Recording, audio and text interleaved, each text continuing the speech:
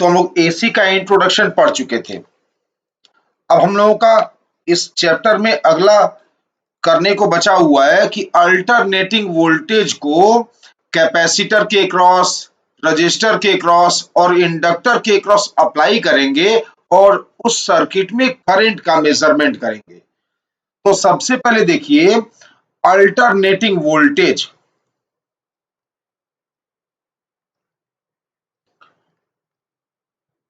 Alternating voltage, alternating voltage इसका symbol होता है इस तरह से। सर्किल बनाइए और सर्किल के अंदर साइन वेव बना दीजिए। तो जब सर्किल के अंदर आप साइन वेव बना देते हैं तो इसका मतलब होता है अल्टरनेटिंग वोल्टेज सोर्स। जैसे बैटरी होती है ना, बैटरी, तो battery constant potential difference apply करा देती है, लेकिन अल्टरनेटिंग वोल्टेज एक ऐसा पोटेंशियल डिफरेंस अप्लाई करता है जिसका peak value, maximum value constant रहेगा हर साइकिल में और डायरेक्शन पीरियोडिकली वेरी करेगा। यही तो आप अल्टरनेटिंग करंट का डेफिनेशन भी पढ़े थे कि ऐसा करंट जिसका पीक वैल्यू हर साइकिल के लिए कांस्टेंट रहे और डायरेक्शन पीरियोडिकली चेंज करे। तो जो अल्टरनेटिंग करंट था वही अल्टरनेटिंग वोल्टेज बोल रहा हूं मैं। तो ये एक ऐसा बैटरी है, बैटरी या हम लोग इसको सोर्स कहेंगे, एक ऐसा सोर्स है जो एक ऐसा पोटेंशियल डिफरेंस अप्लाई करेगा जिसका पीक वैल्यू हर साइकिल के लिए कांस्टेंट होगा और लेकिन डायरेक्शन पीरियोडिकली चेंज होगा। तो जहां हम लोग करंट पढ़े थे वहीं अब वोल्टेज यूज कर रहा हूं मैं। तो हम लोग करंट का डेफिनेशन देने के बाद इक्वेशन क्या लिखे थे साइन वेव एसी का, I is equal to I not sine omega T, है ना। तो हम लोग अब वोल्टेज ले रहे हैं तो लिख रहा हूं E is equal to E not sine omega T. तो यह एक अल्टरनेटिंग वोल्टेज सोर्स है ना, ये एक अल्टरनेटिंग वोल्टेज सोर्स है। तो हम लोगों को बस इस चैप्टर में अब इतना ही करना है कि अल्टरनेटिंग वोल्टेज सोर्स कैपेसिटर के क्रॉस, रजिस्टर के क्रॉस, इंडक्टर के क्रॉस अप्लाई करके और सर्किट में करंट का मेजरमेंट करना होगा। तो देखिए सबसे पहले इसे अप्लाई करते हैं कैपेसिटर में। तो पहला लिख रहा हूं मैं कैपेसिटिव सर्किट, कैपेसिटिव सर्किट, ठीक है। तो इसमें क्या होगा कि एक कैपेसिटर लगा होगा, यह मान लीजिए इसका कैपेसिटेंस C है और इस कैपेसिटर के अलावा एक अल्टरनेटिंग वोल्टेज सोर्स लगा होगा, अल्टरनेटिंग वोल्टेज सोर्स।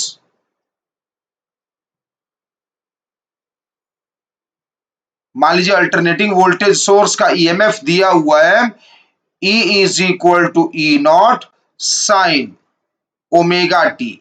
तो हम लोगों को इस सर्किट में ये करंट, ये जो करंट फ्लो होगा नहीं होगा, अगर मान लीजिए करंट फ्लो होता है तो ये आई का मेजरमेंट करना है, ये करंट मेजर करना है। अभी तो सब आसान ही है। बताइए अगर आपको कैपेसिटर के क्रॉस पोटेंशियल डिफरेंस पता है तो चार्ज का फॉर्मूला क्या होता है, Q बराबर CV होता है कि नहीं होता है। तो Q बराबर C और पोटेंशियल डिफरेंस यहां पे अप्लाई किया E, तो Q बराबर क्या आ गया C और E का वैल्यू रख रहा हूं मैं E not sine omega T, E not sine omega T.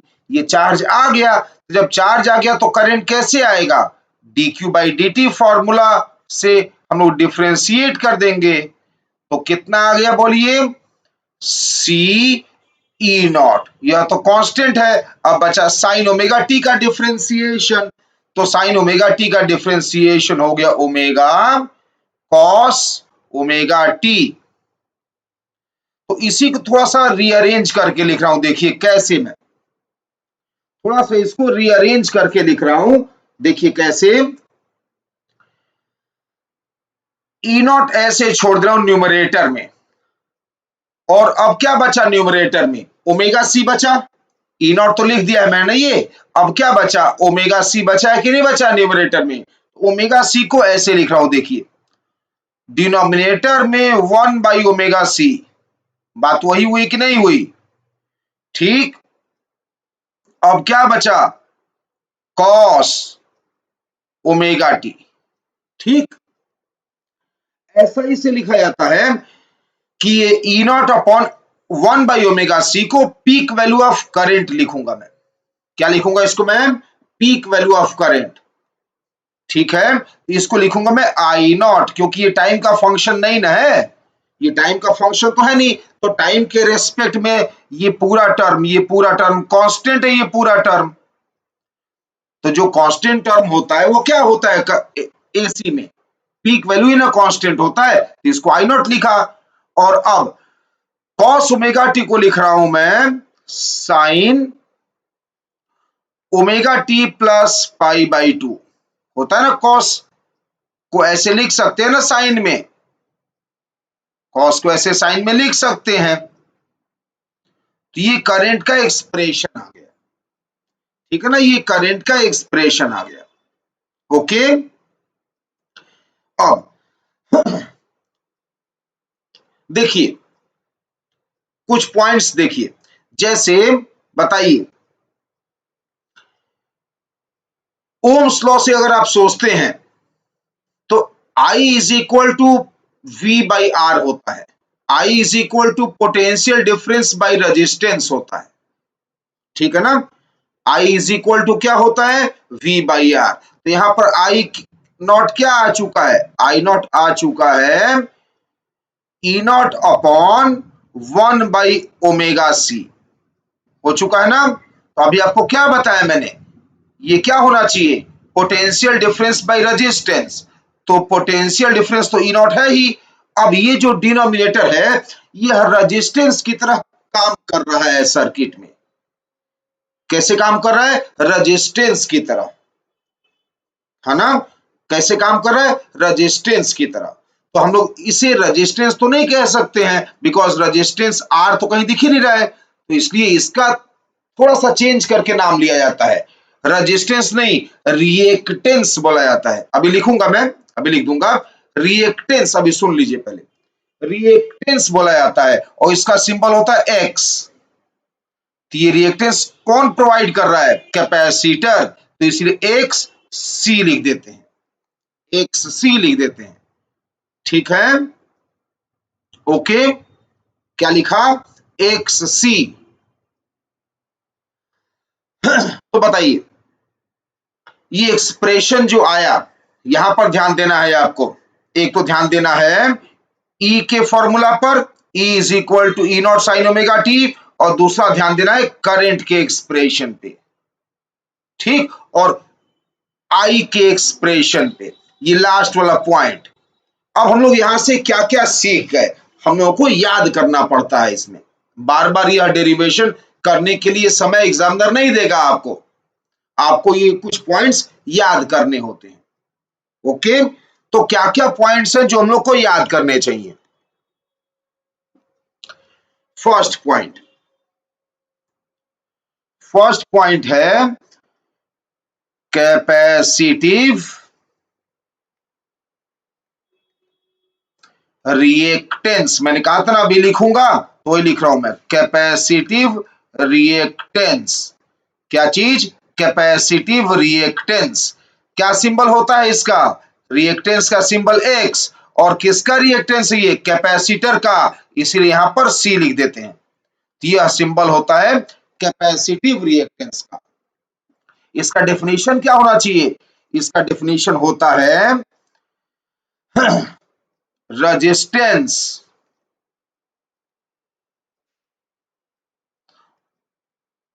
offered by a capacitor, resistance offered by a capacitor,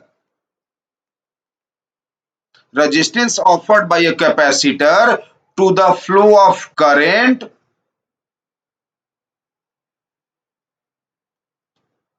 to the flow of current in AC circuits is called capacitive reactance।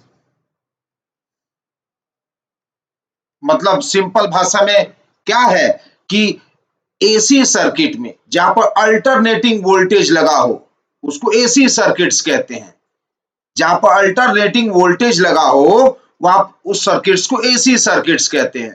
तो AC circuits में capacitor current के flow में कितना opposition, resistance का मतलब यहां पर sense है ऑपोजिशन, करंट के फ्लो में रुकावट, रेजिस्टेंस मतलब यहां पर ऑपोजिशन से मतलब है मुझे, है ना, रेजिस्टेंस मतलब ऑपोजिशन। तो करंट के फ्लो में एसी सर्किट्स में कैपेसिटर कितना ऑपोजिशन प्रोड्यूस कर रहा है उसी को कैपेसिटिव रिएक्टेंस कहते हैं। ठीक है ना, कोई एसी सर्किट है उसमें करंट फ्लो हो रहा है तो करंट का फ्लो जो एसी सर्किट में होगा उसमें कैपेसिटर कितना ऑपोजिशन प्रोड्यूस करेगा, कितना रुकावट प्रोड्यूस करेगा, उसी को हम लोग कैपेसिटिव रिएक्टेंस कहते हैं। क्या फॉर्मूला इसका आया, एक्स सी बराबर किसको एक्स सी लिखे थे आप, देखिए देखिए बताइए तो एक्स सी किसको लिखे थे आप, ये रहा ना, ये यही ना एक्स सी लिखे हैं, नीचे देखिए ये एक्स सी किसको लिखे हैं आप, 1/ओमेगा सी को। ठीक है ना, तो सबसे पहले यही याद करना है आपको, X C is equal to 1/ओमेगा सी। यह चैप्टर इतना इजी है कि सभी क्वेश्चन फॉर्मूला पर बस वैल्यू रखने वाले होते हैं। तो capacitive reactance XC is equal to 1/ओमेगा सी होता है। ठीक, इसीलिए peak value of current, peak value of current जिसको लोग आई नॉट लिख रहे हैं, कितना आया peak value of current I nought, peak value of current क्या आया। अब इसके लिए ओम्स लॉ जैसा इक्वेशन याद करिए, ओम्स लॉ क्या होता है, I equal to V by R, तो यहां पर पीक वैल्यू निकाल रहे हैं तो पीक वैल्यू ऑफ वोल्टेज लेंगे ई नॉट, और रेजिस्टेंस क्या मान रहे हैं यहां पर एक्स सी, तो आई इज इक्वल टू क्या हो गया, potential difference by resistance, resistance यहां पर क्या मान रहे हैं एक्स सी, और क्या निकाल रहे हैं आप पीक वैल्यू, इसे वोल्टेज का भी पीक वैल्यू लिया है। याद रखिएगा करंट का अगर आपको पीक वैल्यू निकालना है तो यहां पर वोल्टेज का पीक वैल्यू लेंगे, आपको करंट का आरएमएस वैल्यू निकालना है तो वोल्टेज का भी आरएमएस वैल्यू लेंगे। ठीक है ना, करंट का एवरेज वैल्यू निकालना है तो यहां पर वोल्टेज का भी एवरेज वैल्यू लेंगे। ठीक है ना, इस तरह से काम करेंगे हम लोग, लेकिन इंस्टंटेनियस वैल्यू के लिए नहीं करेंगे ऐसा, इंस्टंटेनियस वैल्यू के लिए ऐसा नहीं किया जाता है। ठीक है ना, इंस्टंटेनियस वैल्यू के लिए ऐसा नहीं करेंगे, क्यों अभी बता रहा हूं मैं आपको। किसके लिए कर सकते हैं, इंस्टंटेनियस छोड़ के सबके लिए कर सकते हैं। सबके लिए मतलब किसके लिए, आरएमएस के लिए, एवरेज के लिए, पीक वैल्यू के लिए। चार तरह के वैल्यूज हो गए ना, चार तरह के वैल्यू हो गए ना, RMS value, average value, peak value और इंस्टंटेनियस वैल्यू। जैसे साइन एसी का एग्जांपल लिया जाए, साइन वेव एसी का एग्जांपल लिया जाए तो आरएमएस वैल्यू पढ़े थे आप ना, आरएमएस वैल्यू क्या आया था, E RMS is equal to E not by root two, या I RMS is equal to I nought by root two. Peak value वो तो दिख ही रहा है, ई नॉट चाहे आई नॉट, ये पीक वैल्यू है। एवरेज वैल्यू याद है आपको, साइन वेव में एवरेज कितना आया था, I average is equal to 2 i0 by pi, है ना। तो कितने तरह के वैल्यूज हैं यहां पर, चार तरह के वैल्यूज हैं, RMS value, average value, peak value और इंस्टंटेनियस वैल्यू। इंस्टंटेनियस वैल्यू मतलब टाइम के साथ जो फंक्शन बना के आप लिखते हैं, है ना। तो चार तरह के यहां पर लोग वैल्यूज मेजर करते हैं, पीक, आरएमएस, एवरेज और इंस्टंटेनियस। तो मैं यही बोल रहा हूं, ये जो फॉर्मूला दिख रहा है आपको लास्ट वाला, जैसा कि ओम्स लॉ के अकॉर्डिंग लिखने चाहते हैं हम लोग, ओम्स लॉ जैसा फॉर्मूला इंस्टेंटेनियसली नहीं लगाना है, बाकी सबके लिए लगाइए, पीक के लिए लगाइए, आरएमएस के लिए लगाइए, एवरेज के लिए लगाइए। याद रखिएगा, अगर आप आई पीक लेना चाहते हैं तो पोटेंशियल डिफरेंस ई का भी पीक वैल्यू लेना होगा, तो इसे I not is equal to E not by X C. RMS लेना चाहते हैं आप तो I RMS is equal to E RMS लेना होगा, तो E RMS by X C. Average लेना चाहते हैं आप तो I average is equal to E average upon X C. लेकिन इंस्टेंटेनियस वैल्यू के लिए फॉर्मूला नहीं लगेगा, ठीक है ना? क्यों नहीं लगेगा देख लीजिए, क्योंकि इंस्टेंटेनियस वैल्यू क्या आया था बताइए, potential difference across, potential difference across capacitor. देखिए ध्यान से, पोटेंशियल डिफरेंस अक्रॉस कैपेसिटर क्या अप्लाई किए हैं आप, E is equal to E not sine omega t, यही अप्लाई किए ना। देन अगर आप पोटेंशियल डिफरेंस अक्रॉस कैपेसिटर इतना मान लेते हैं आप, E is equal to E not sine omega T, तो उस केस में I क्या आया था बोलिए तो, I is equal to I not sine omega T plus pi by two, यही ने डिराइव किया अभी। देखिए देखिए, करंट का ही ना फॉर्मूला आया था, देखिए यही ना करंट का फॉर्मूला आया, ये I is equal to I not sine omega T plus pi by two, है कि नहीं? तो देखिए पीक वैल्यू के लिए नहीं लग पा रहा है, पीक वैल्यू के लिए नहीं लग पा रहा है। अगर आप पीक वैल्यू के लिए लगा देते I is equal to E by X C, ऐसे अगर आप लिख देते तो क्या लिखना होता, ई के जगह क्या लेते आप, ई के जगह लेते E not sine omega T by X C, है ना? ये न लेते तो क्या आ जाता, ये आ जाता E not by X C sine omega T, ये आ जाता कि नहीं आ जाता? तो क्या यही करंट डिराइव किए हैं आप, आई का फॉर्मूला यही डिराइव किए हैं, ये तो आई नॉट हो गया, तो आई इज इक्वल टू क्या आ गया, आई इज इक्वल टू आ गया आई नॉट साइन ओमेगा टी, आया ना? तो क्या करंट का यही फॉर्मूला डिराइव किए हैं आप, नहीं किए ना? करंट का ये फॉर्मूला डिराइव किए हैं आप, I is equal to I not sine omega T plus pi by two, ठीक है ना? तो देखिए इंस्टेंटेनियस वैल्यू के लिए I is equal to E by X C नहीं कर सकते हैं, गलत आ गया आंसर ना? इंस्टेंटेनियस वैल्यू के लिए I is equal to E by X C नहीं कर सकते हैं आप, गलत आ गया फॉर्मूला, ठीक? तो ओम्स लॉ जैसा equation I is equal to potential difference by resistance, यह किसके लिए लगेगा, इंस्टेंटेनियस छोड़ के सबके लिए लगेगा। सबके लिए मतलब किसके लिए, पीक के लिए, एवरेज के लिए, आरएमएस के लिए। इंस्टेंटेनियसली नहीं लिखना है, यानी ध्यान रखिएगा ये जो पोर्शन है, इतना पोर्शन ये गलत हो गया, ऐसे नहीं करना है हम लोगों को, ये इतना पोर्शन जो है ये रॉन्ग है, ये कभी नहीं करेंगे आप, ये ऐसे कभी नहीं करना होगा, ठीक है ना? ये पोर्शन रॉन्ग है, ठीक, ये नहीं करेंगे आप, ओके? तो इंस्टेंटेनियस वैल्यू कैसे आएगा वो धीरे धीरे करके सीखेंगे, या तो डेरिवेशन करेंगे जैसे डिराइव करके दिखाया, लेकिन जैसे कि मैंने कहा कि डेरिवेशन के लिए एग्जामिनर समय नहीं देता है, तो उसके लिए दूसरा प्रोसेस बनाया गया है, इंस्टेंटेनियस वैल्यू के लिए दूसरा प्रोसेस बनाया गया है, वो सीखेंगे अभी, पहले बेसिक कंप्लीट करिए अपना। तो सबसे पहले क्या पढ़े, कैपेसिटिव रिएक्टेंस, कैपेसिटिव रिएक्टेंस सबसे पहले आया XC is equal to 1 by omega C, फिर सीखे कि peak value, RMS value, average value के लिए ओम्स लॉ जैसा इक्वेशन लगाया जा सकता है, लेकिन इंस्टेंटेनियस वैल्यू के लिए नहीं लगाया जा सकता है, ठीक है ना? पॉइंट नंबर 4, पॉइंट नंबर 4, अब आपको ये याद करना होता है कि अप्लाइड पोटेंशियल डिफरेंस और करंट में एंगल का कितना डिफरेंस ले रहे हैं आप, एंगल का डिफरेंस क्या ले रहे हैं आप, ये आपको याद करना होता है। तो एंगल का क्या डिफरेंस आया बताइए तो? अप्लाइड वोल्टेज में एंगल क्या है? Omega T. तो करंट में एंगल क्या है? Omega T plus pi by 2। Sine के आगे एंगल देखिए ना, अप्लाइड वोल्टेज में ये देखिए, अप्लाइड वोल्टेज में खाली ओमेगा टी है, लेकिन करंट में देखिए omega T plus pi by 2 है। ठीक, तो एंगल का डिफरेंस यहां पर फेज का डिफरेंस कहा जाता है। क्या कहा जाता है? फेज का डिफरेंस। क्या कहा जाता है? फेज का डिफरेंस। ठीक है ना?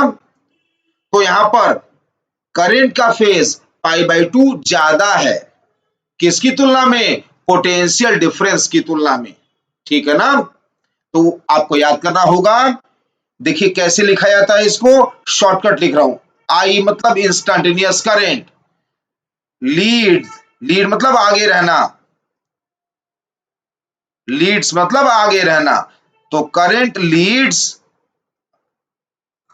आई leads potential difference across capacitor. Shortcut लिख रहा हूं, देखिए आई मतलब करंट और पोटेंशियल डिफरेंस अक्रॉस कैपेसिटर को वीसी लिख दिया मैंने। तो आई लीड्स वीसी, वीसी मतलब पोटेंशियल डिफरेंस अक्रॉस कैपेसिटर का इंस्टैन्टेनियस वैल्यू। अब ये सब इंस्टैन्टेनियस वैल्यूज हैं।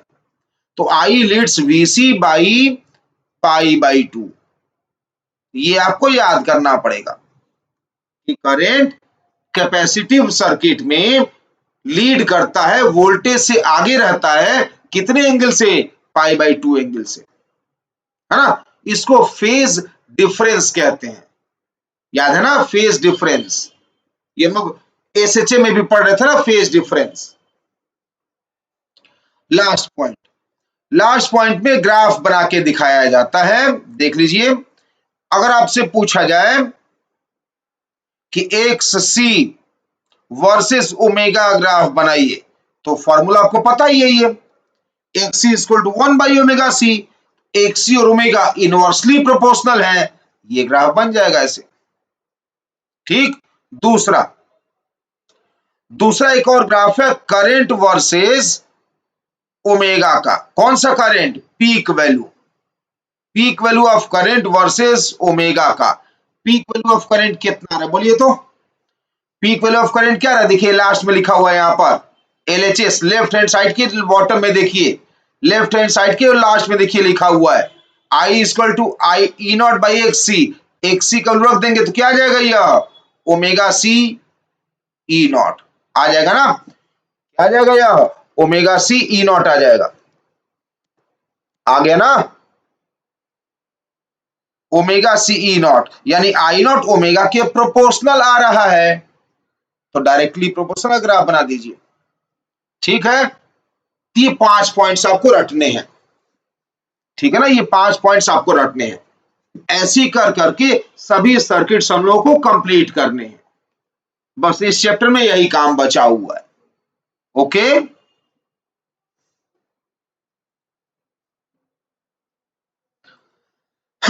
अब मैं अल्टरनेटिंग वोल्टेज अप्लाई करने जा रहा हूं इंडक्टर के क्रॉस, है ना, जिसको कहेंगे इंडक्टिव सर्किट।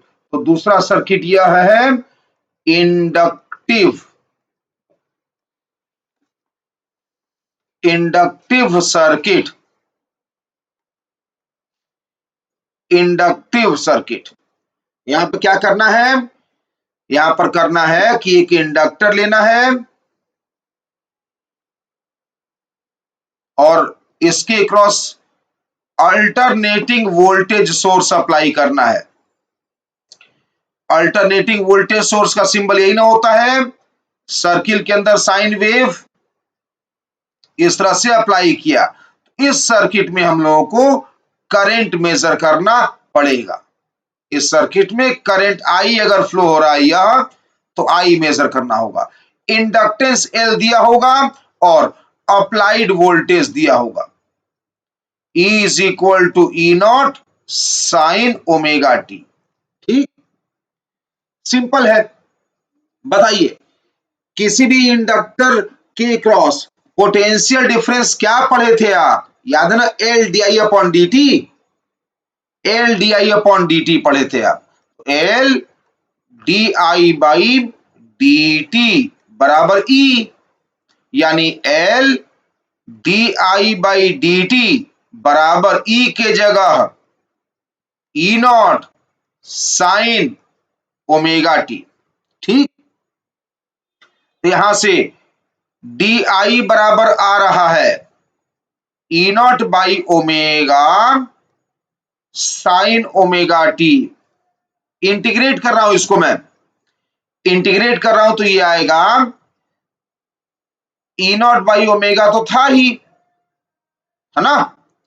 अब देखिए साइन ओमेगा टी का इंटीग्रेशन, थोड़ा सा गलत लिख दिया मैंने ना, थोड़ा सा गलत दिया, करेक्शन कर रहा हूं, दोबारा देखिए मैं कुछ करेक्शन कर रहा हूं, मैं थोड़ा सा गलत लिख दिया, ये डी आई का वैल्यू ही गलत लिख दिया मैं। डी आई का वैल्यू क्या आएगा, ई नॉट बाई एल आएगा ना, हो एल को आप आर एच एस भेजे हैं, एल को आर एच एस भेजे हैं, तो ई नॉट बाई एल आएगा ना, है कि नहीं। ई नॉट बाई एल आया, नॉट ओमेगा, मैं गलती से ओमेगा लिख दिया था, ई नॉट बाई एल आएगा, E not by L sine omega T D T. हो गया ना, हुआ नहीं हुआ, डी आई यहां से निकाल दिया तो एल भेज दिया आर एच एस में, तो E not by L sine omega T D T. इसको इंटीग्रेट कर रहा हूं मैं, तो ये आ गया आई का value E not by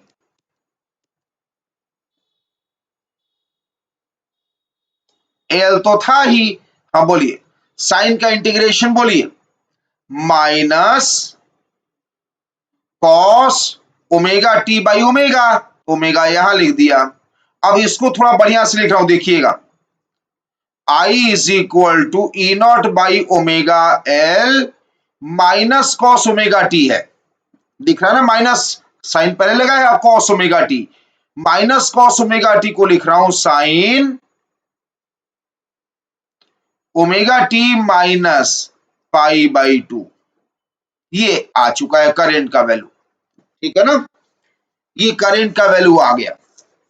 okay, तो अब यहां भी आपको क्या करना है, कुछ इंपॉर्टेंट पॉइंट्स आपको याद करने हैं, यहां भी आपको कुछ इंपॉर्टेंट पॉइंट्स याद करने हैं। जैसे सबसे पहले बताइए करंट कितना रेजिस्टेंस ऑफर कर रहा है,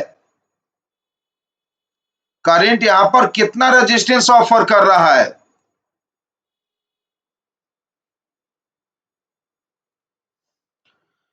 जिसको लोग क्या कहेंगे यहां पर, उसको लोग क्या कहेंगे यहां पर, इसको कहेंगे कैपेसिटिव रिएक्टेंस। क्या कहेंगे यहां पर, कैपेसिटिव रिएक्टेंस। तो फर्स्ट पॉइंट क्या आ गया, capacitive reactance, sorry sorry inductive ना हो, इंडक्टर न पढ़ रहे हैं, इंडक्टर न पढ़त, इंडक्टिव, इंडक्टिव रिएक्टेंस। रिएक्टेंस का सिंबल क्या होता है, एक्स, और किसका, ये इंडक्टर का, इसे एक्स एल लिखेंगे, है ना, एक्स एल। क्या होगा यह, opposition, opposition offered by an inductor, opposition offered by an inductor to the flow of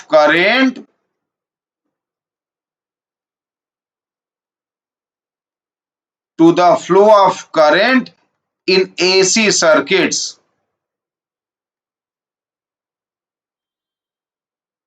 ठीक है ना, AC सर्किट्स में करंट के फ्लो में इंडक्टर कितना ऑपोजिशन प्रोड्यूस कर रहा है, उसको इंडक्टिव रिएक्टेंस कहते हैं। क्या कहते हैं, इंडक्टिव रिएक्टेंस। क्या फॉर्मूला आ गया इसका, क्या फॉर्मूला आया, X L is equal to, क्या लिखो बोलिए, यही ना, यहां पर देखिए, यहां पर लेफ्ट हैंड साइड बॉटम देखिए, ओम्स लॉ से सोचिए, I is equal to E by R होता है, तो I not is equal to E not by R होना चाहिए, ये आर है, इसका मतलब डायमेंशनली ओमेगा एल क्या होना चाहिए, रेजिस्टेंस का डायमेंशन, हो रहा ना, current is equal to potential difference by resistance, omega L का डायमेंशन रेजिस्टेंस का होना चाहिए, यानी XL is equal to omega L. ठीक है ना, XL is equal to omega L. अब ग्राफ भी यही ड्रॉ कर रहा हूं एक साथ में, यहीं पे इसका ग्राफ बना देता हूं मैं।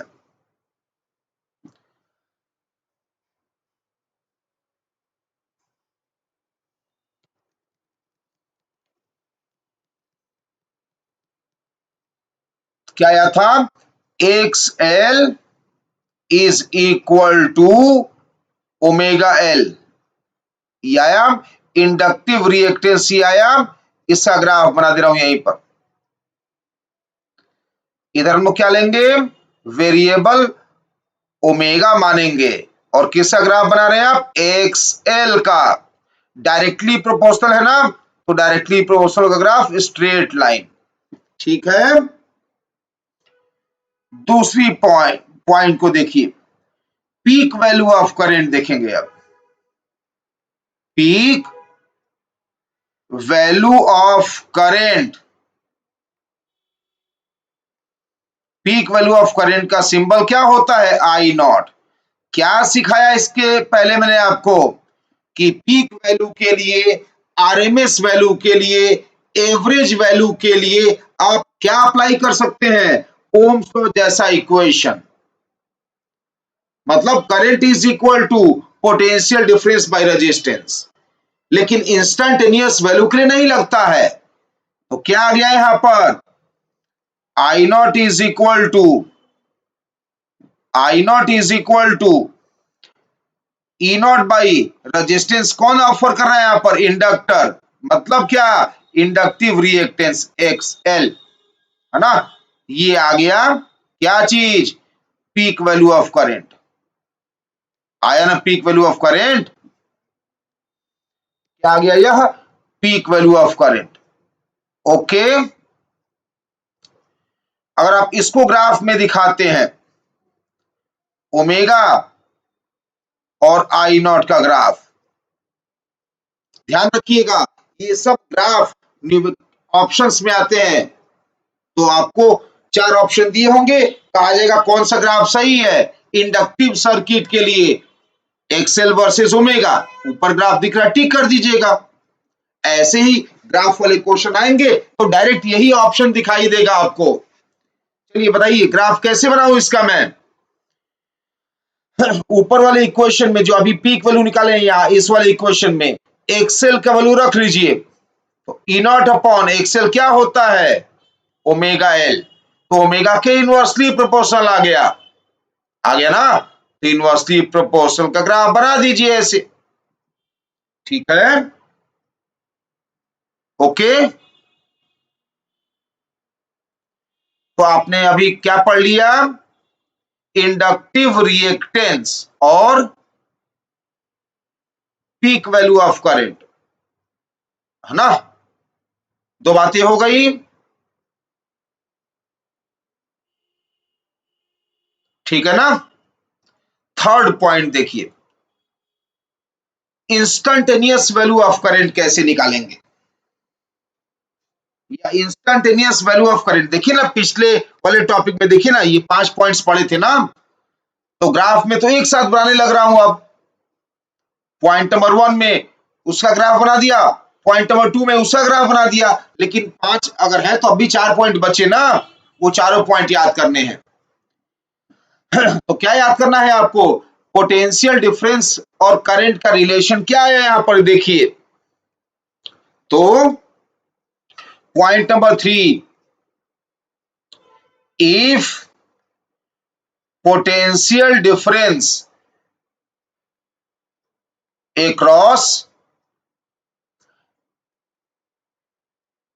inductor is E is equal to E naught sin omega t, then current क्या आया था, करंट क्या आया था, I is equal to I not. ये देखिए, ये इस वैल्यू को हम क्या मानेंगे, I नॉट, लेफ्ट बॉटम में देखिए, मार्क कर रहा हूं मैं, बाएं साइड सबसे नीचे देखिए, लेफ्ट साइड सबसे नीचे देखिए, आई नॉट ये रहा, ये रहा ना, I equal to I nought मतलब क्या, E not by omega L, यानी E not by X L, ये आई नॉट है ना, I nought, I equal to I not sine omega T minus pi by two. तो बताइए, यहां पर अप्लाइड वोल्टेज यानी पोटेंशियल डिफरेंस जो इंडक्टर के क्रॉस है, पोटेंशियल डिफरेंस जो इंडक्टर के क्रॉस है, और इंडक्टर में करंट, कितना फेज डिफरेंस है, फेज डिफरेंस किसको कहते हैं, साइन के आगे वाले एंगल्स में क्या अंतर है, ई में ओमेगा टी एंगल है, आई में omega T minus pi by two angle है, यहाँ पर करंट में पाई बाई टू कम हो गया angle, minus pi by to किए आप, क्या याद करना होगा आपको कि करंट पीछे रहने को लैग कहते हैं, lag, L A G, lag, तो current lags potential difference across inductor VL by pi by two, है ना, करंट पोटेंशियल डिफरेंस से लैग कर रहा है, किसके क्रॉस पोटेंशियल डिफरेंस से, इंडक्टर के क्रॉस पोटेंशियल डिफरेंस से, और कितने एंगल से लैग कर रहा है, पाई बाई टू एंगल से लैग कर रहा है। ये 4 पॉइंट है, देखिए कॉमन पॉइंट्स है, एक जैसे पॉइंट्स है, इसलिए चैप्टर इजी माना जाता है। कैपेसिटर में भी क्या याद किए आप, सबसे पहले capacitive reactance X C 1 by omega C, तो यहां पर X L omega L, peak value अब आमतौर पर बच्चों को याद रहता है जिंदगी भर के लिए, क्यों, ओम्स लॉ जैसा इक्वेशन है, I nought equal to E not by resistance, resistance क्या मानना है, कैपेसिटिव सर्किट हो तो एक्सी, इंडक्टिव सर्किट हो तो एक्सएल। याद क्या करना है, पॉइंट नंबर 4, दोनों में पॉइंट नंबर 4 याद करना है, वैसे तो ये चारों पॉइंट याद करने हैं, लेकिन धीरे धीरे करके 1 और 2 आसान लगने लगता है, वो भूलता नहीं है कभी भी, अरे X C 1 by omega C, X L omega L, peak value में कुछ जरूरत ही नहीं पड़ता है किसी को याद करने का, peak value, RMS value, average value के लिए क्या लगा सकते हैं लोग, ओम्स लॉ जैसा equation, potential difference by resistance, capacitive circuit ले रहे हैं, एक्सी लेंगे रेजिस्टेंस की जगह 1 by omega C, inductive circuit ले रहे हैं तो एक्स एल लेंगे रेजिस्टेंस की जगह omega L, X L equal to omega L. तो पॉइंट नंबर 2 तो ज्यादा दिक्कत नहीं है याद करने में, 4 अक्सर भूल जाते हैं बच्चे, याद रखिएगा, कैपेसिटर में करंट उसके क्रॉस पोटेंशियल डिफरेंस से लीड करता है, आगे रहता है, करंट का फेज पाई बाई टू ज्यादा होता है, लेकिन इंडक्टर वाले सर्किट में करंट इंडक्टर के क्रॉस पोटेंशियल डिफरेंस से पाई बाई टू पीछे होता है, लैग करता है, ठीक है ना। अब देखते हैं यही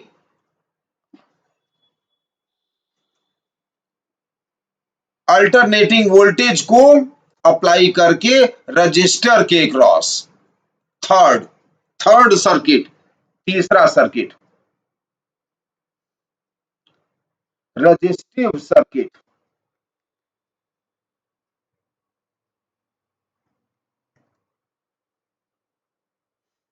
रजिस्टिव सर्किट है ना,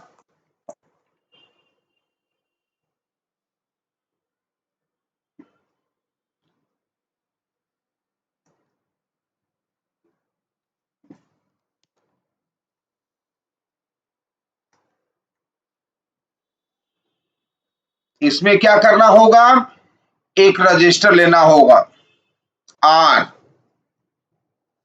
और उसके क्रॉस हम लोग अप्लाई करेंगे अल्टरनेटिंग वोल्टेज, अल्टरनेटिंग वोल्टेज क्या मानने लगे हैं हम लोग, sine wave, E is equal to E not sine omega T, और ऐसे में सर्किट में करंट मेजर करना होता है, ठीक, ओके, ये तो बहुत इजी है, क्योंकि रेजिस्टेंस में तो लफड़ा ही नहीं ना है। रेजिस्टेंस में तो आज तक लोग पढ़ते ही आए हैं कि रेजिस्टेंस में करंट जो होता है वह potential difference by resistance, ohms law से आ जाएगा। तो रेजिस्टेंस वाले सर्किट में कुछ भी कर लीजिए, सब एक जैसा ही है। तो E not by R sine omega T, यानी I is equal to I not sine omega T. अब यहां पर याद करने जैसा भी कुछ ज्यादा नहीं है, हैं? यहां पर याद करने जैसा कुछ भी तो नहीं है, बताइए। अब यहां पर फर्स्ट पॉइंट तो वैलिड ही नहीं है। पहला पॉइंट क्या पढ़ रहे थे अभी तक आप? Capacitive reactance, inductive reactance. यहां तो वह है ही नहीं, यहां तो डायरेक्ट रेजिस्टेंस रेजिस्टेंस ही है। तो पहला पॉइंट तो गायब हो गया, सीधे आ गया peak value of current.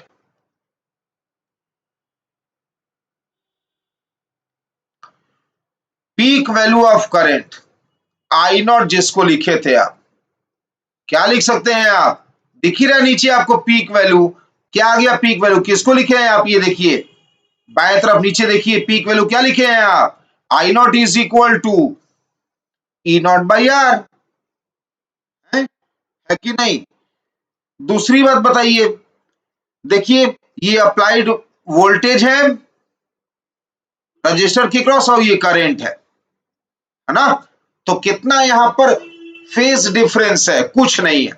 Sign के आगे यहां भी ओमेगा टी है, करंट में भी साइन के आगे केवल ओमेगा टी है। तो हम लोग कहते हैं फेज में है करंट और पोटेंशियल डिफरेंस। तो there is no phase difference between current in register and potential difference across register, है ना? जो रजिस्टर में करंट होगा और उसके क्रॉस जो पोटेंशियल डिफरेंस होगा, उन दोनों में कोई भी फेज डिफरेंस नहीं होगा। ठीक है ना? उन दोनों में कोई भी फेज डिफरेंस नहीं होगा। ओके,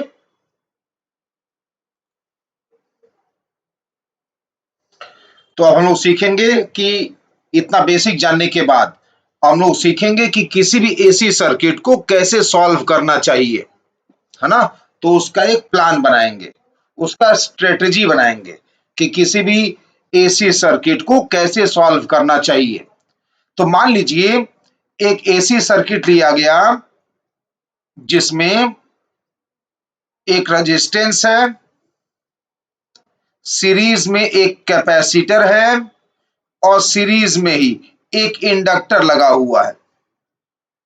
ये एक एसी सर्किट लिया जा रहा है और इस पूरे सीरीज कॉम्बिनेशन के क्रॉस अल्टरनेटिंग वोल्टेज अप्लाई कर रहे हैं हम लोग।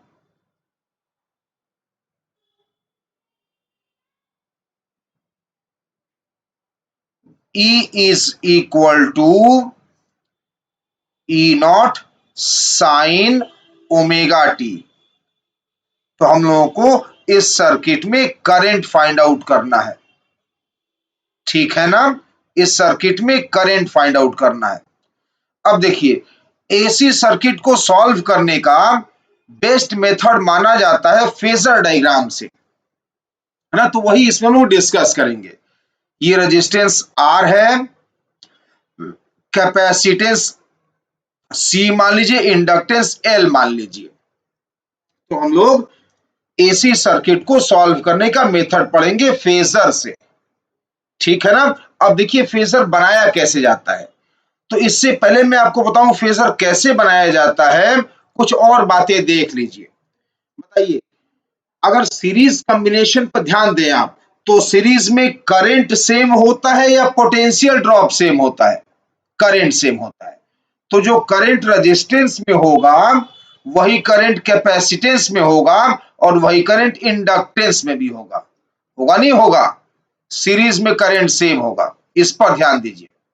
अब बात अगर पोटेंशियल डिफरेंस की आए, तो मान लीजिए कि रेजिस्टेंस के cross potential difference V R है, कैपेसिटर के क्रॉस पोटेंशियल डिफरेंस ये वी सी है और इंडक्टर के क्रॉस ये पोटेंशियल डिफरेंस वी एल है, ठीक? ये जंक्शन ले लिया कि रेजिस्टेंस के क्रॉस, कैपेसिटेंस के क्रॉस और इंडक्टर के cross potential difference V R, V C, V L है। कैसे सॉल्व करने की सोचेंगे हम लोग? कैसे सॉल्व करेंगे? फेजर डायग्राम से। फेजर कैसे बनाते हैं? तो सबसे पहले एक रेफरेंस चुना जाता है एक्स एक्सिस पर। सुनते रहिए क्या ध्यान से, सुनते रहिए ध्यान से क्या बोल रहा हूं मैं। सबसे पहला काम होता है एक रेफरेंस क्वांटिटी चूज करना एक्स एक्सिस पर। रेफरेंस क्वांटिटी उसे माना जाता है जो सभी कंपोनेंट्स का कॉमन क्वांटिटी है, सेम है सभी कंपोनेंट में। कॉमन मतलब सेम। तो बताइए, दो ही ने क्वांटिटी दिख रहे हैं आपको, करंट और वोल्टेज। तीनों में रजिस्टर आर सी एल दिखा है ना, resistance R, capacitance C, inductance L. तीनों में कॉमन क्या है, सेम क्या है? करंट या पोटेंशियल डिफरेंस? करंट। सीरीज में करंट होता है सेम। तो आप क्या करेंगे, करंट को बना लेंगे एक्स एक्सिस पर, एक्स एक्सिस पर करंट बना लेंगे। जो कॉमन क्वांटिटी होता है उसको एक्स एक्सिस पर बना लिया जाता है। और अब वोल्टेज बनाएंगे फेज डिफरेंस के अकॉर्डिंग। जो फेज डिफरेंस आया उसके अकॉर्डिंग हम लोग वोल्टेज बनाएंगे। ठीक है ना? बताइए, रेजिस्टेंस क्या पढ़े आप? रेजिस्टेंस में करंट और पोटेंशियल डिफरेंस में फेज डिफरेंस कितना होता है? जीरो। ये ना पढ़ा था? रेजिस्टेंस में करंट और वोल्टेज के बीच कोई फेज डिफरेंस नहीं होता है। कैपेसिटर में करंट लीड करता है, इंडक्टर में करंट लैग करता है। ये ना पढ़े आप? कैपेसिटर में करंट लीड करता है और इंडक्टर में करंट लैग करता है। यही पढ़े आप? तो देखिए, रेफरेंस हो गया करंट। अब रेजिस्टेंस में करंट और वोल्टेज में नो फेज डिफरेंस। जो जिधर आप करंट बना रखे हैं उधर ही वी आर बना देंगे आप। क्या बनाएंगे उधर? V R, potential difference. क्यों? सेम फेज में होते हैं। तो वी आर और करंट का डायरेक्शन कर दिया सेम। ठीक है ना? वी आर और करंट का डायरेक्शन कर दिया सेम। अब कैपेसिटर में आइए। कैपेसिटर में करंट लीड करता है, करंट आगे होता है 90 डिग्री से, मतलब वोल्टेज पीछे होता है। तो वोल्टेज पीछे बनाइए, कैपेसिटर में वोल्टेज पीछे बनाएंगे आप। ठीक है ना? कैपेसिटर में वोल्टेज आप किधर बनाएंगे? 90 डिग्री पीछे। तो 90 डिग्री पीछे करंट जो होता है कैपेसिटेंस में वो लीड करता है पोटेंशियल डिफरेंस वीसी की तुलना में। तो वीसी 90 डिग्री पीछे बनाइए, वीसी 90 डिग्री पीछे बनाइए ऐसे। ये रहा वीसी। ठीक है ना? और इंडक्टर में करंट लैग करता है, करंट पीछे होता है, वोल्टेज आगे होता है। तो वोल्टेज को 90 डिग्री आगे बनाइए। ये वोल्टेज को 90 आगे बना दिया। ये बना दिया क्या? VL। सारे एंगल का मेजरमेंट कहां से होता है? एक्स एक्सिस से। किधर की ओर?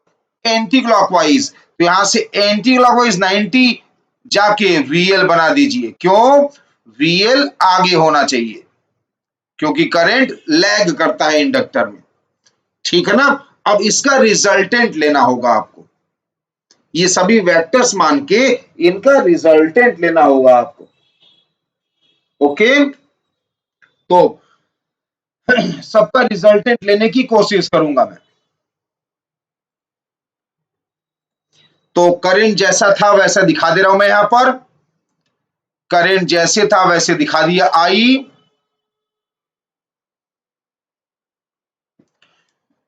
रिजल्टेंट लेने के लिए वी आर को वैसे ही बना दिया। तो वी आर जैसा सोचे पिछले डायग्राम में वैसे ही कर दिया वी आर को। ये रहा वी आर। हाँ बताइए, VL और VC अपोजिट डायरेक्शन में है। दो वेक्टर्स अपोजिट हो तो उनका रिजल्टेंट जब आप लेंगे तो ऐसे बना सकते हैं ना? ये बना सकते हैं ना ऐसे? क्या लिखूं यहां पर मैं? VC माइनस VL हो गया। तो देखिए आसानी से रिजल्टेंट आ गया यह। अब ध्यान देने योग्य बात यह है कि जो रिजल्टेंट आएगा वो अप्लाइड वोल्टेज का आरएमएस वैल्यू या पीक वैल्यू आएगा या एवरेज वैल्यू आएगा, इंस्टंटेनियस नहीं आएगा। ये जो रिजल्टेंट आएगा यह ई नॉट आएगा। क्यों? सबका पीक लूंगा मैं, ध्यान रखिएगा, सबका पीक वैल्यू लूंगा मैं। तो अब एक एक करके सबको पीक वैल्यू में चेंज कर रहा हूं मैं। ये रेजिस्टेंस के क्रॉस वोल्टेज का peak V R naught, inductor के क्रॉस वोल्टेज का peak V L naught, capacitor के क्रॉस वोल्टेज का पीक वी सी नॉट। ये हो गया वी आर नॉट, ये हो गया V C naught, V L naught. ठीक है ना, सबका पीक वैल्यू लेंगे। क्या लेंगे? पीक वैल्यू लेंगे सबका। ठीक है ना? ओके। अब ई नॉट और आई नॉट के बीच का जो एंगल दिख रहा है वही अप्लाइड वोल्टेज और नेट करंट के बीच का फेज डिफरेंस आएगा फाई। ठीक, तो बताइए ई नॉट क्या आ गया? ई नॉट आ गया square root of V R not का square plus V C not minus V L not का स्क्वायर। ठीक है ना? ये रिजल्टेंट आ गया। अब इससे पहले कि मैं आगे बढ़ूं, आपको एक बार फिर से रिवाइज करा देता हूं क्योंकि ये मोस्ट इंपॉर्टेंट है, ये समझना बहुत जरूरी है। इसे दोबारा बोल रहा हूं एक बार मैं। हम लोगों ने क्या किया? रजिस्टर, कैपेसिटर और इंडक्टर को सीरीज कॉम्बिनेशन में रखा। अब पूरी के क्रॉस अल्टरनेटिंग वोल्टेज अप्लाई किया, E is equal to E not sine omega T. Assume किया कि सर्किट में करंट एक ही लूप है ना, एक ही लूप है तो सीरीज में करंट सेम होता है। सीरीज में करंट सेम होता है, पूरे सीरीज में करंट सेम होता है, तो पूरे लूप में करंट आई मान लिया, हर जगह करंट आई मान लिया। पोटेंशियल ड्रॉप रेजिस्टेंस के क्रॉस वी आर, कैपेसिटर के क्रॉस वी सी, इंडक्टर के क्रॉस वी एल बना दिया। ठीक, ये सर्किट हम लोग को सॉल्व करना है। कैसे सॉल्व करना था? फेजर से। अब सुनिएगा फेजर कैसे बनाते हैं। जो भी आर सी एल में कॉमन क्वांटिटी है उसको रेफरेंस मानकर एक्स एक्सिस पे बना लिया। सीरीज में करंट कॉमन, तो करंट को एक्स एक्सिस पे बना लिया रेफरेंस मानकर यह। ठीक है ना? अब याद किए कि पोटेंशियल डिफरेंस जो आर सी एल के क्रॉस माने हैं आप, उनमें और करंट में फेज का डिफरेंस क्या क्या होता है ये याद किए जो पहले पढ़े थे। रेजिस्टेंस में करंट और वोल्टेज सेम फेज में होता है, कोई अंतर नहीं होता है फेज का। इसलिए जिधर आई बनाया करंट उधर ही वी आर नॉट बनाया, पीक वैल्यू बनाएंगे। पीक वैल्यू बनाएंगे चाहे आरएमएस बनाएंगे चाहे एवरेज बनाएंगे, इंस्टंटेनियस नहीं। पीक आरएमएस या एवरेज बना देंगे। ठीक है ना? तो उधर ही हम लोगों ने करंट के डायरेक्शन में ही वी आर नॉट बना दिया। अब आई कैपेसिटेंस की बारी। कैपेसिटेंस में करंट आगे होता है, करंट लीड करता है पाई बाई टू से। करंट पाई बाई टू से लीड करता है मतलब वोल्टेज पीछे होता है, पीछे मतलब क्लॉकवाइज। तो V C naught 90 degree clockwise आके बना दिया। ठीक, अब आई इंडक्टर की बारी। इंडक्टर में करंट लैग करता है, करंट पीछे होता है तो वोल्टेज आगे होता है, तो वोल्टेज कितना आगे होता है? 90 डिग्री। तो करंट से 90 डिग्री एंटी क्लॉकवाइज आगे जाकर वी एल नॉट बना दिया। ये बन गया फेजर, बस आगे कुछ नहीं था, इन्हीं का रिजल्टेंट लेना था। तो वी आर नॉट तो ऐसे ही छोड़ दिया, V L C, V L और वी सी का रिजल्टेंट लिया, यह आया। ठीक, अब बाकी जो दो वेक्टर्स दिखे सबका रिजल्टेंट ले लिया तो ये आ गया। ठीक है ना? ये जो ई नॉट आया, ई नॉट और करंट के बीच का एंगल जो आया यही फाइनली ईएमएफ यानी अप्लाइड वोल्टेज और सर्किट करंट के बीच का फेज डिफरेंस बनेगा 5। ठीक है ना। चलिए आगे बढ़िए, बताइए मैंने आपको क्या बताया था कि पीक वैल्यू के लिए, आरएमएस वैल्यू के लिए, एवरेज वैल्यू के लिए तो हम लोग ओम्स लॉ जैसा इक्वेशन अप्लाई करते थे ना। तो वी आर नॉट को क्या लिख सकते हैं आप, V R, V equal to I R, Ohm's law से V equal to I R, इसमें आप आई इंटू आर, ठीक, और होल स्क्वायर तो था ही। आगे बढ़िए, वीसी को क्या लिख सकते हैं आप, वीसी को लिख सकते हैं आई इंटू ओम्स लॉ जैसा इक्वेशन, आई इंटू ये आई नॉट होना चाहिए, I not into R, I nought peak value लेंगे ना, सबका पीक ले रहे हैं तो करंट का भी पीक लेंगे। तो वी सी नॉट को क्या लिखा, I not into X C minus VL को ओम्स लॉ से आई आर, तो I not into X L, ठीक है ना, इसका होल स्क्वायर हो गया। याद है ना, peak value, RMS value, average value के लिए ओम्स लॉ जैसा इक्वेशन लगा सकते हैं। ठीक है। एलएचएस में देखिए, एलएचएस में ध्यान दीजिए, ये सर्किट का अप्लाइड वोल्टेज है, सर्किट की अप्लाइड वोल्टेज का पीक है। तो हम लोग क्या लिखेंगे, इसको ध्यान दीजिए, आई नॉट पीक ले रहे हैं ईएमएफ का, तो करंट का भी पीक आएगा, इनटू जेड, ये आपके लिए एक नया क्वांटिटी है, जेड अभी डिस्क्राइब करूंगा मैं, जेड आपके लिए नया क्वांटिटी अभी डिस्क्राइब करूंगा। तो आई नॉट आरएचएस से कॉमन ले सकते हैं आप, आई नॉट कट जाएगा और जेड आ जाएगा, जेड क्या आ जाएगा, under root of R square plus X C minus X L का होल स्क्वायर। ठीक है ना। अब इसको कहते हैं जेड, जो आपने नया क्वांटिटी था, इंपीडेंस। इसको कहते हैं इंपीडेंस, कहते हैं इसको, क्या कहते हैं, इंपीडेंस, किसका, सर्किट का, सर्किट का इसे इंपीडेंस कहते हैं। ठीक है ना, सही बात समझ में आ गई। तो अब इतना सीखने के बाद सभी चीजों को समराइज करेंगे कि आखिर करना क्या है, सब चीजों को समराइज करेंगे। ठीक है, तो आगे अब समराइज करने जा रहा हूं मैं। फर्स्ट पॉइंट सबसे पहले याद करेंगे आप, X C is equal to 1/ओमेगा C, X L is equal to omega L. कोई डाउट है, नहीं है इसमें। एक्स सी 1/ओमेगा सी आया था, एक्सएल ओमेगा एल आया था, where omega is equal to 2πf, F frequency है ना, पहली बात ये याद करिए। कोई डाउट, अरे ये तो फॉर्मूला डिराइव किया था ना, एक्स सी मतलब 1/ओमेगा सी, एक्सएल मतलब ओमेगा एल। इनको क्या नाम दिया जाता था, इनका नाम क्या था, रिएक्टेंस। इनको क्या कहे थे, रिएक्टेंस। कैपेसिटर का है तो कैपेसिटिव रिएक्टेंस, इंडक्टर का है तो इंडक्टिव रिएक्टेंस। ठीक। दूसरी बात आपने क्या पढ़ी कि फॉर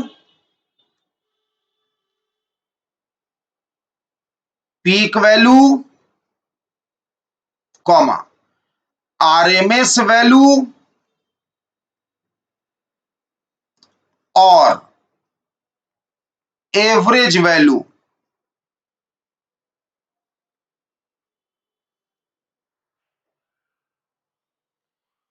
लिखेंगे क्या हम लोग, करंट इज इक्वल टू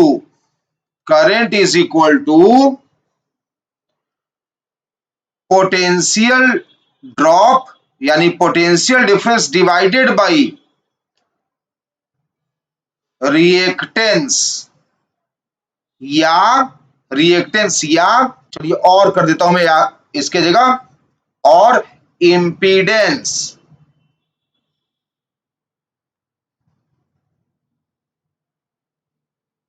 है ना। ये करेंगे आप, करंट निकालना होगा तो potential difference divided by reactance और इंपीडेंस लिखेंगे। ठीक, ठीक है ना, कोई डाउट? जैसे मैं एग्जांपल भी लिख रहा हूं, जैसे अगर आपको लिखना होगा आई नॉट, तो लिख सकते हैं आप ई नॉट बाई एक्स सी। ये आपको लिखना हुआ आई नॉट, ये कैपेसिटिव सर्किट में। इंडक्टिव सर्किट में लिखना हुआ तो I nought by X L, है ना, ऐसे लिखना होगा। कैपेसिटिव सर्किट में खाली कैपेसिटर है तो I nought equal to E not by X C, खाली इंडक्टर लगा है सर्किट में तो I nought equal to E not by X L, है ना। और अगर मान लीजिए बहुत से कंपोनेंट्स लगे हैं, ये बहुत से कंपोनेंट्स लगे हैं, तब क्या इसने आप I not is equal to E not by Z, ठीक है ना, ई नॉट बाई जेड। ठीक, तीसरी बात, थर्ड पॉइंट था किसमें करंट लीड करता है, कौन किसमें करंट लैग करता है। तो मैं शॉर्टकट में लिख रहा हूं, समझिएगा, लिख रहा हूं आईसी, आईसी मतलब current in capacitor leads, capacitor में करंट लीड करता था ना, तो आईसी लीड्स वीसी, जो कैपेसिटर के क्रॉस पोटेंशियल डिफरेंस होता है और करंट होता है कैपेसिटर में, उस कैपेसिटर में करंट को देखिए तो करंट लीड करता है पोटेंशियल डिफरेंस से बाई पाई बाई 2, यही ना पढ़ा। दूसरी बात, आई एल मतलब इंडक्टर लगा हो तब इंडक्टर में करंट लैग करता है, किससे, उसके क्रॉस पोटेंशियल डिफरेंस से, कितने एंगल से, पाई बाई 2 से। तीसरी बात, आई आर रजिस्टर सर्किट हो, रजिस्टेंस में अगर हो तो register I R and V R in same phase, इनमें कोई फेज डिफरेंस नहीं आया था। ठीक, तो पॉइंट नंबर 1 याद करिए रिएक्टेंस के बारे में, पॉइंट नंबर 2 याद करिए peak value, RMS value, average value के लिए ओम्स लॉ जैसा इक्वेशन लगा सकते हैं, इंस्टेंटेनियसली नहीं लगा सकते हैं। तीसरा, लीड लैग वाला कंडीशन याद करिए कि किसमें करंट लीड करता है, किसमें करंट लैग करता है। फोर्थ पॉइंट,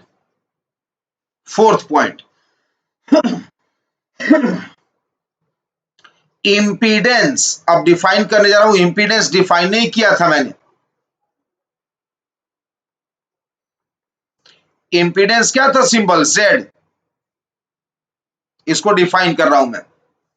तो ये होता है it is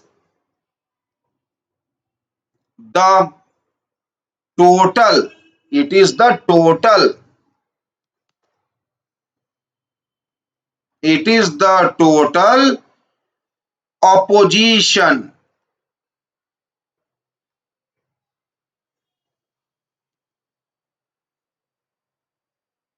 it is the total opposition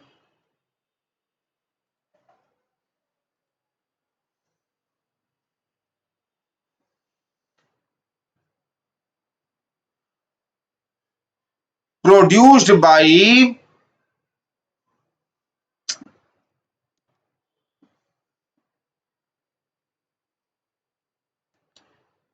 all the components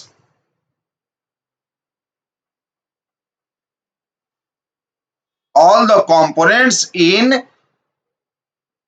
an AC circuit, AC circuit में जितने कंपोनेंट हैं सब मिलकर जो टोटल ऑपोजिशन प्रोड्यूस करेंगे, किसके फ्लो में, करंट के फ्लो में, उसे हम लोग इंपीडेंस कहेंगे। ठीक है ना। और इसका फॉर्मूला क्या आया था, इसका फॉर्मूला आया था इसका सिंबल था जेड, और फॉर्मूला क्या आया था, Z is equal to R square plus X C minus X L का होल स्क्वायर। ये इसका फॉर्मूला आया था, अभी थोड़ी देर पहले डिराइव किया, याद है ना? तो ये इसका फॉर्मूला आया था। तो ये पॉइंट नंबर 4 हो गया जो आपको रटना है। ये सब समझा दिया, अब आपको मैं याद करा रहा हूं। ठीक, पांचवा पॉइंट फेजर बनाएंगे आप। फेजर, तो फेजर हम लोग किसके लिए बना रहे हैं? फॉर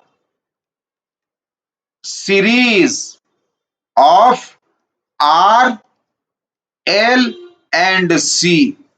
मान लीजिए इसके लिए फेजर बना रहे हैं, सीरीज कॉम्बिनेशन के लिए फेजर मान लीजिए बना रहे हैं। तो सीरीज कॉम्बिनेशन के लिए फेजर बनाएंगे तो उस केस में क्या सब में कॉमन होगा? करंट।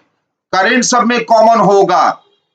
जब करंट सब में कॉमन होगा तो जो कॉमन उसको कहां बनाते हैं? एक्स एक्सिस पर, रेफरेंस मानते हैं इसे। ठीक है ना? अगला स्टेप क्या होता है? पोटेंशियल डिफरेंस बनाना। ठीक है ना? पोटेंशियल डिफरेंस बनाते हैं आप। तो वी आर किधर बनाना सिखाया? वी आर तो करंट के डायरेक्शन में ही होता है। ये हो गया वी आर। वीसी किधर बनता है? अब रटिए, सब समझा दिया। वीसी बनता है नीचे, तो वी सी नॉट इसे लिखते हैं ना, अब वी आर नॉट लिखते हैं। वीएल किधर बनाते थे? ऊपर। वीएल नॉट ऊपर बनाते थे। इन्हीं का रिजल्टेंट लेना होता था, इन्हीं का रिजल्टेंट हम लोग लेते थे, है ना? तो इसका रिजल्टेंट कैसे आया था? इसका रिजल्टेंट लाने के लिए क्या किए? दोबारा डायग्राम बनाए थे। ये रेफरेंस था, और अब वी आर नॉट जैसा था वैसे ही छोड़ दिए थे। वी आर नॉट में कोई चेंज नहीं लाए। वो तो क्या सॉल्व करना है, वो तो है अकेला एक तरफ। ये हो गया था वी आर नॉट। इधर हम लोग रिजल्टेंट ले लिए थे, क्या आया था इधर? V C not minus V L naught. ठीक, और इन सबका रिजल्टेंट आसानी से अब आ गया था। इन सबका रिजल्टेंट क्या आया था? अब जब रिजल्टेंट लेंगे तो क्या आंसर क्या आया था? आंसर आया था अप्लाइड वोल्टेज। जो सर्किट के क्रॉस अप्लाइड वोल्टेज था उसका पीक वैल्यू ये आया था ई नॉट। ये आया था ई नॉट। अब ई नॉट और आई के बीच जो एंगल था उसे फाइनली अप्लाइड वोल्टेज और सर्किट करंट के बीच फेज डिफरेंस फाई माने थे। ठीक है ना? ऐसे बनाना होता था फेजर। ओके, अब पॉइंट नंबर 6 देखिए।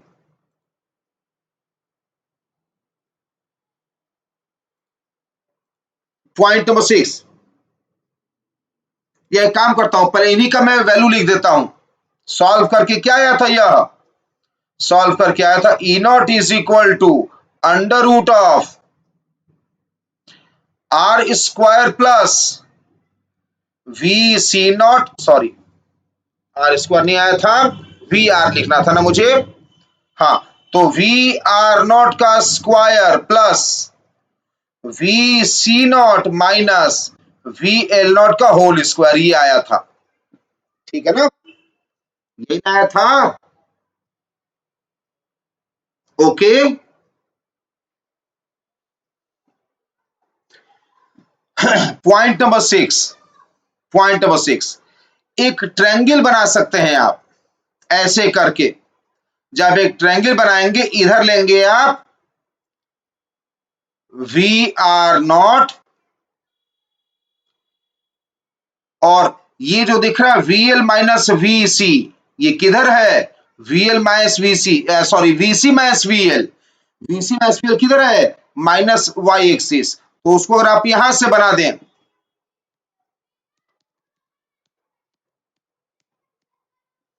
ये तो था VR नॉट, हमें बोल रहा हूं VC माइनस VL, इधर बना दे अगर आप यहां से, कहीं से भी बनाइए, वेक्टर का डायरेक्शन और मैग्नीट्यूड नहीं बदलना चाहिए। तो यहां से बना लीजिए जरा।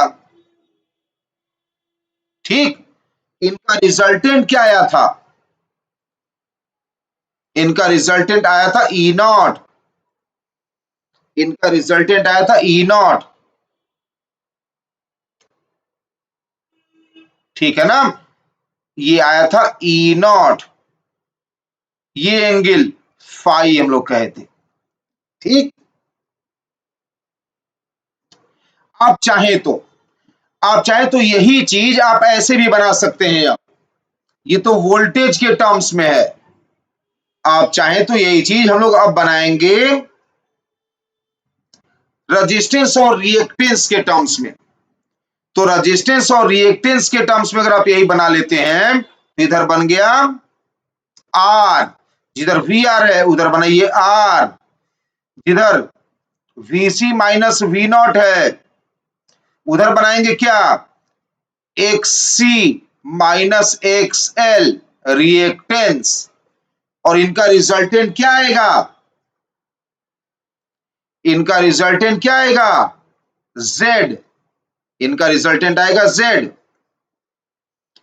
तो इनका रिजल्टेंट आएगा जेड, यह जेड, ये एंगल कितना, फाई, ठीक। और इसीलिए टेन फाई अब मैं लिखने जा रहा हूं, अगर जरूरत पड़े तो tan phi, cos phi, sine phi, कुछ भी आप निकाल सकते हैं। मैं एक एग्जांपल ले रहा हूं, टेन फाई अगर लिखूंगा तो परपेंडिकुलर बाई बेस आएगा, V C not minus V L naught by V R naught, या सेकेंड डायग्राम से X C minus X L upon R. मैं एक एग्जांपल लेके दिखा रहा हूं, पॉइंट नंबर 6 रटने की आवश्यकता नहीं है, पॉइंट नंबर 6 रटने की जरूरत नहीं है, पॉइंट नंबर 6 वही है जो पॉइंट नंबर 5 है, उसी को अलग तरह से दिखाया है मैंने।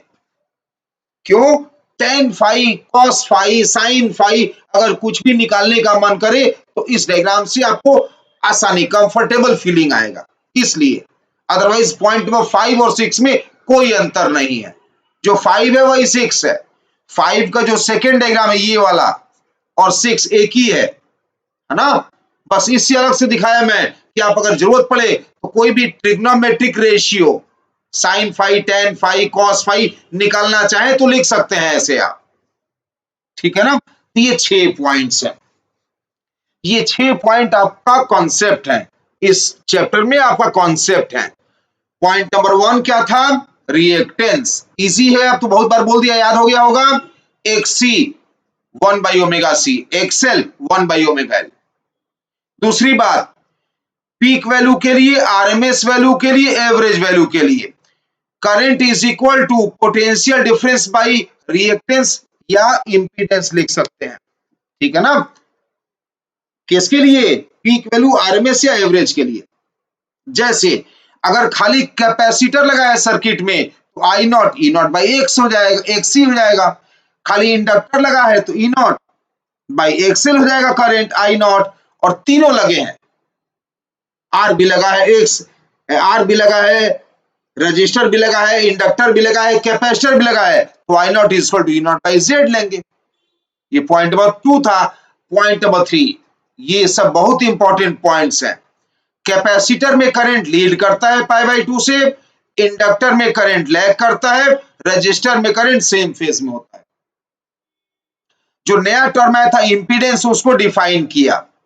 इंपीडेंस मतलब होता है total opposition to the flow of current produced by all components in an AC circuit. AC circuit में जितने कंपोनेंट्स हैं सब मिलके, सारे कंपोनेंट्स मिलके जो करंट के फ्लो में टोटल ऑपोजिशन बनाएंगे उसे इंपीडेंस जेड कहा जाता है। इसका फॉर्मूला ये होता है, ठीक है ना? पॉइंट नंबर 5, फेजर सीखे। पॉइंट नंबर 5 में फेजर सीरीज सर्किट के लिए ध्यान रखिएगा, सीरीज के लिए करंट बनाइए एक्स एक्सिस पर, वी आर नॉट बनाइए उसी के डायरेक्शन में, वी एल नॉट ऊपर, वी सी नॉट नीचे, रट जाइए। करंट बनाइए एक्स एक्सिस पर, वी आर नॉट उधर ही, वी एल नॉट ऊपर, वी सी नॉट नीचे, रट जाइए। बस उसके बाद कुछ नहीं है। इसका रिजल्टेंट लेना कितना आसान है, V C not minus V L naught आ गया, इन दोनों का रिजल्टेंट ये आ गया, फाइनली ले लिया रिजल्टेंट जैसे वेक्टर में सीखे थे। पॉइंट नंबर 6, 5 और 6 में कोई अंतर नहीं है। पॉइंट नंबर 6 बनाने का इतना ही इंपॉर्टेंस था कि कभी टी रेशियो, ट्रिग्नोमेट्रिक रेशियो लेना हो तो हम लोग कैसे लिखेंगे, वही सेम डायग्राम रिपीट किया है। वी आर नॉट एक्स के लॉन्ग, तो देखिए V R naught X axis के along, V C minus V L minus Y में, तो V C minus V L minus Y में। रिजल्टेंट थर्ड क्वाड्रेंट में ई नॉट, तो रिजल्टेंट थर्ड क्वाड्रेंट में ई नॉट। ई नॉट और आई के बीच angle phi, तो ई नॉट और आई के बीच एंगल फाई, है ना। इसी को z और x में कन्वर्ट कर दिया, वी आर नॉट को r लिख दिया, वी सी नॉट को xc, वी एल नॉट को xl, ई नॉट को z लिख दिया। क्यों, tan phi cos phi sin phi अगर आपको लिखने का मन करे तो ऐसे लिख सकते हैं आप, ठीक है ना। अब last point point number 7, steps. अब सब समझा दिया आपको मैंने, फाइनल कंक्लूजन पे आ रहे हम लोग। Steps of solving AC circuit, अब फाइनल कंक्लूजन बना रहे हैं। जो समझ लिया, याद कर लिया, उसका फाइनल कंक्लूजन। एसी सर्किट को सॉल्व करने का मतलब ये होता है कि आप अप्लाइड वोल्टेज दिया है तो करंट कैसे लिखेंगे। जैसे मान लीजिए कि यह आर है, यह सी है और यह एल है, सबके क्रॉस अप्लाई किया गया है अल्टरनेटिंग वोल्टेज। ये आर है, यह सी है, ये एल है, ये क्या है, E is equal to E not sine omega T. तो सॉल्व करने का मतलब है सर्किट में करंट फाइंड आउट करिए। सॉल्व करना लिखा है ना heading, steps of solving AC circuit, मतलब यह करंट फाइंड आउट करिए। जो गिवन है टर्म्स, उसमें क्या गिवन है, E naught omega R C L, 5 चीजें दी हैं। ई नॉट दिया है, ओमेगा दिया है, आर सी और एल दिया है, ठीक। पहला स्टेप, पहले स्टेप में z फाइंड आउट करेंगे आप। सबसे पहले z निकालेंगे आप, R square plus X C minus X L का होल स्क्वायर, पहले स्टेप में z निकालेंगे आप, ठीक। दूसरे स्टेप में आई नॉट निकालेंगे आप। ध्यान रखिए आई नॉट पीक वैल्यू है, तो इसके लिए ओम्स लॉ जैसा equation, E not by Z. दूसरे स्टेप में ये निकालेंगे आप। तीसरे स्टेप में टेन फाई फॉर्मूला लगाइए, क्या आया था, V C not minus V L naught upon V R naught, या X C minus XL upon R. इस फॉर्मूले से आप फाई निकालेंगे, ठीक है ना, इस फॉर्मूले से फाई निकालेंगे आप, ठीक। चौथा स्टेप आपको याद दिला दूं, मैं आपको याद दिला दूं कि क्या क्या फॉर्मूला वैलिड है। जैसे अगर ई नॉट लिखना हुआ V equal to I R, E naught लिखना हुआ तो I not into Z, V C naught लिखना हुआ तो I not into X C, V L naught लिखना हुआ तो I not into X L. अगर आपको वी आर नॉट लिखना हुआ तो I not into R. Ohm's law जैसा इक्वेशन, किसके लिए, पीक के लिए, चाहे आरएमएस के लिए चाहे एवरेज के लिए, इंस्टेंटेनियस के लिए नहीं। तो इंस्टेंटेनियस कैसे लिखेंगे, ये लास्ट पॉइंट। अगर E is equal to E not sine omega T, ये गिवन है, देन करंट क्या लिख सकते हैं आप, current is equal to I not sine omega T plus phi. अब बताइए क्या नहीं पता आपको करंट में क्या नहीं पता, सब पता है। आई नॉट देखिए पॉइंट नंबर 2 में निकाल चुके हैं। ठीक, आई नॉट पता हो गया, ओमेगा दिया ही हुआ था, बात अगर फाई की है, फाई पॉइंट नंबर 3 में निकाल चुके हैं, तो करंट निकल गया। सिंपल 5 स्टेप के क्वेश्चंस है, तो कोई भी एसी सर्किट ये 5 स्टेप से सॉल्व हो जाएगा। ठीक है ना, ये 5 स्टेप से कोई भी एसी सर्किट लोग सॉल्व कर लेंगे।